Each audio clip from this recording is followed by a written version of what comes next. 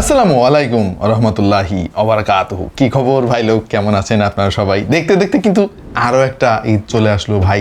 দিন যে কিভাবে যাচ্ছে আমি নিজেও কুল কেনারা কিছু বুঝতে পারতেছি না আর কি। আপনাদের কার কি অবস্থা?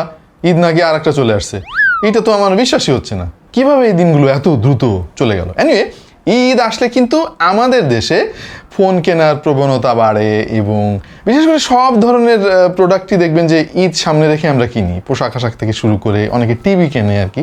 এই জন্য বিভিন্ন কোম্পানি বিভিন্ন রকম অফার টফার দেয় আর কি এই ঈদের সময়। বাট আমরা আপনাদেরকে অফার দিব না, আমরা আপনাদের জন্য দারুণ দারুণ কিছু ফোন নিয়ে আলাপ করব। আমাদের আজকের ভিডিওর বিষয়বস্তু অলরেডি আপনারা জেনে গিয়েছেন। 25 থেকে 30,000 টাকার মধ্যে কোন ফোনগুলো কিনলে আপনার লস হবে না, এটা নিয়ে আমরা আজকে আলাপ করব। এবং ফোনের দাম যেভাবে বাড়তেছে এটা খুবই চিন্তার বিষয়। এবং এটা যে আমরা বাড়াচ্ছি তা না ভাই, কোম্পানিগুলো আসলে বাড়াতে চাচ্ছে না, কারণ ফোনের দাম বাড়লে তো বিক্রি কমে যায়। সো তারাও চাচ্ছে কম রাখার জন্য, কিন্তু পারতেছে না, জিনিসপত্র পাওয়া যাচ্ছে না আর কি। সো এই বাস্তবতায় বর্তমানে মার্কেটে অ্যাভেলেবেল এমন ফোনগুলো ঘাটাঘাটি করে আমরা 5টা ফোন নিয়ে আলাপ করব আপনাদের সঙ্গে। আশা করছি যারা ফোন কেনার কথা ভাবতেছেন অনেক কাজে আসবে। আমরা আজকে যে ফোনগুলো নিয়ে আলাপ করব এর প্রত্যেকটা ফোনই কিন্তু আপনারা পাবেন টেক অ্যান্ড টক বিডিতে। তাদের কাছে অফিসিয়াল বলেন আনঅফিসিয়াল বলেন সব ধরনের ফোন আপনারা পেয়ে যাবেন মোটামুটি কম্পিটিটিভ প্রাইসে। দাম যাচাই করে তারপরে অবশ্যই আপনারা কিনবেন।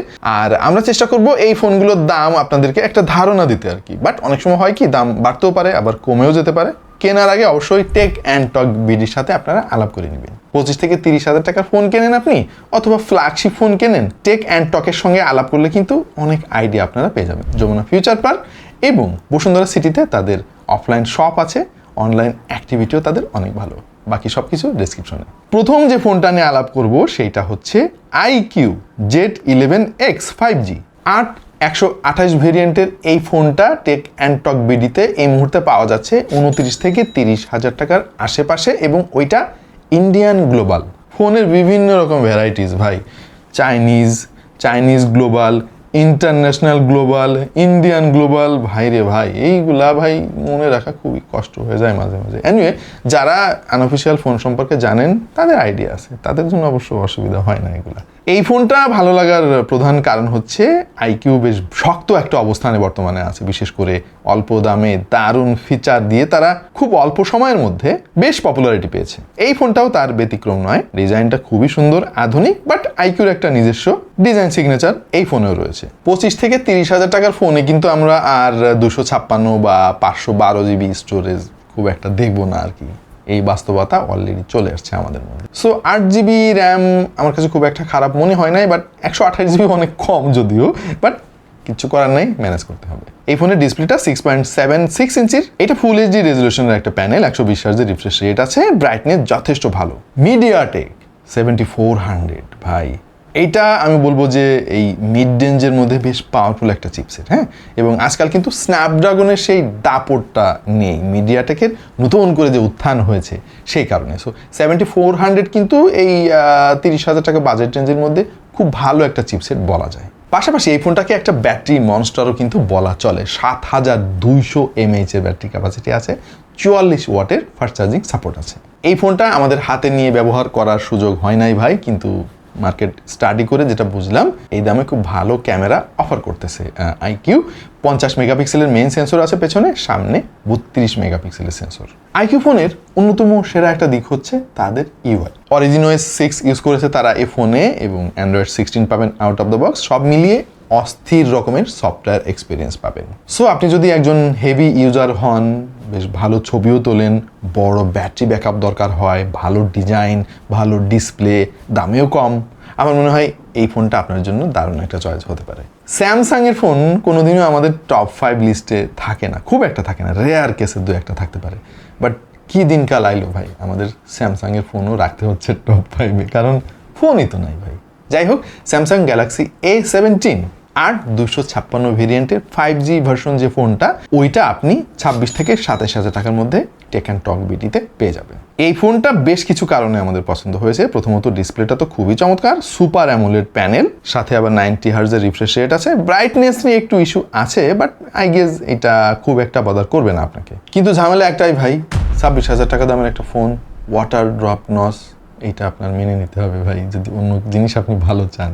আমার কাছে একটু কষ্টই হয়েছে মেনে নিতে, বাট কারো কারোর জন্য এটা কোনো ফ্যাক্ট না। স্যামসাংয়ের এক্সিনোস 1330 5 ন্যানোমিটারের চিপসেট তারা ইউজ করেছে এখানে।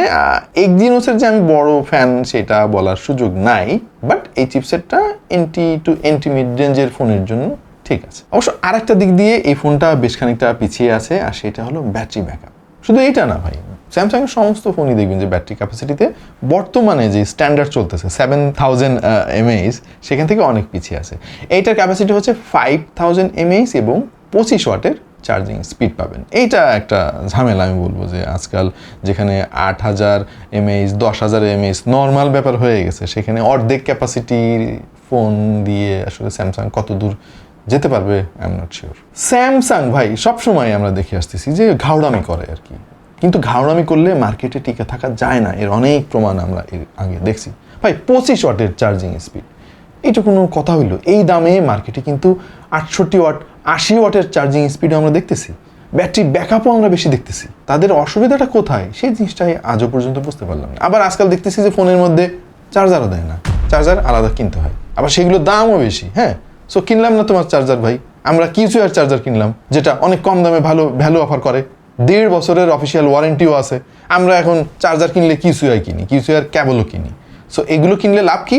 অনেক দামি দামি ব্র্যান্ডের যে চার্জারগুলো যে ফিচার অফার করে অলমোস্ট সিমিলার ফিচার অফার করতেছে কিউসিআই।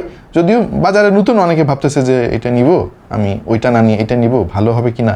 বাট আমরা অনেক দিন ধরে ইউজ করে যেটা বুঝলাম যে যথেষ্ট ভালো, এবং অফিসিয়াল ওয়ারেন্টি যেহেতু রয়েছে, নষ্ট হয়ে গেলে সমস্যা কি, আপনি আরেকটা পাবেন। সো যাদের চার্জার নষ্ট হয়ে গেছে বা বক্সের মধ্যে চার্জারই পান নাই, চার্জার যদি কিনতে হয় কিউসিআর চার্জার একবার ট্রাই করে দেখতে পারবেন। এনিওয়ে ক্যামেরা যথেষ্ট ভালো, যতদূর শুনেছি 50 মেগাপিক্সেলের মেইন সেন্সর আছে, সাথে আবার আলট্রা ওয়াইড শুটারও দিয়েছে তারা, আর সামনে 13 মেগাপিক্সেলের সেলফি শুটার। আর এটার ওয়ান ইউআই এর কথা কি বলবো ভাই, সবাই স্বীকার করবেন আপনারা যে এই মুহূর্তে অ্যান্ড্রয়েডের বেস্ট ইউআই হচ্ছে স্যামসাংয়ের ওয়ান ইউআই। অবশ্যই একটা বটনিকও আছে এই ফোনে, অ্যান্ড্রয়েড 15 আছে, হয়তো আপডেট চলে আসবে খুব শীঘ্রই 16-এর, আর 17 তো অলরেডি রোল আউট করা শুরু হয়ে গিয়েছে। সো কিছুদিনের মধ্যে আপনারা অ্যান্ড্রয়েড 17ও পেতে পারেন এই ফোনে। আমরা এইবার যে ফোনটা নিয়ে আলাপ করবো সেটা শাওমির একটা phone, Xiaomi Redmi note 15 5G, 8GB RAM এবং 256GB ভেরিয়েন্টের এই ফোনটা টেক অ্যান্ড টকে আপনারা 29 বা 30 হাজার টাকার আশেপাশে পেয়ে যেতে পারেন।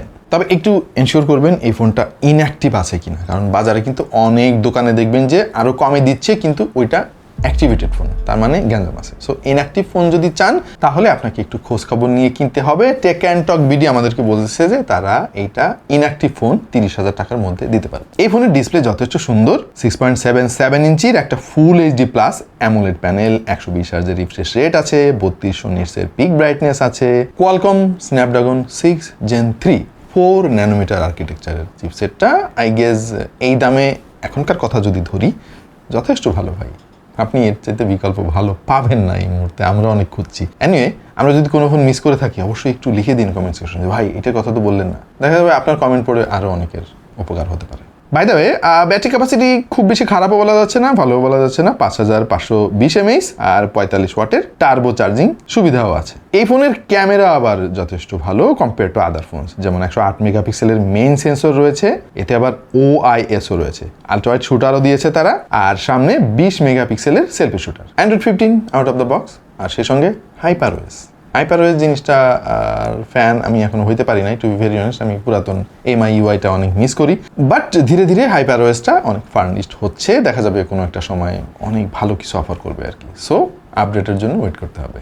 শাওমির ফোন আবার আপডেট দিতে গেলে ভয় লাগে ভাই। যাই হোক মোটামুটি ঠিক হয়েছে, এখন আর অতটা ঝামেলা হয় না শাওমির ফোনে আপডেট দিলে। বাট আপনি যদি নিজেকে একটু আপগ্রেড করতে চান, নিজেকে আপডেট দিতে চান, বিশেষ করে পোশাক আশাকে, তাহলে কিন্তু ফ্যাব্রি লাইফের বিকল্প খুব কমই আছে বাংলাদেশে। সামনে ঈদ আসতেছে, এরকম পাঞ্জাবি অনেকেই অর্ডার করবেন, কোত্থেকে অর্ডার করবেন বুঝতে পারতেছেন না। আই গেস আপনি যদি ফ্যাব্রি লাইফ এর ওয়েবসাইটটা একটু ভিজিট করেন তাহলে আপনি বুঝে যাবেন যে এদেরকেই অর্ডার দেওয়া দরকার। খুবই ভালো কোয়ালিটির পাঞ্জাবি, স্টাইলিশ এবং যথেষ্ট সাশ্রয়ী আমার কাছে মনে হয়েছে আর কি। আমরাও ফ্যাব্রি লাইফের পাঞ্জাবি পড়তেছি। সো ঈদ আসতেছে, যারা পাঞ্জাবি অর্ডার করবেন একটু ফ্যাব্রি লাইফের ওয়েবসাইটটা ঘুরে আসুন। আর যদি 10% ইনস্ট্যান্ট ডিসকাউন্ট চান তাহলে TTP10 এই কুপন কোডটা ব্যবহার করতে ভুলবেন না। এইবার যে ফোনটা নিয়ে আমরা আলাপ করব সেটা হচ্ছে ভিভো T5X।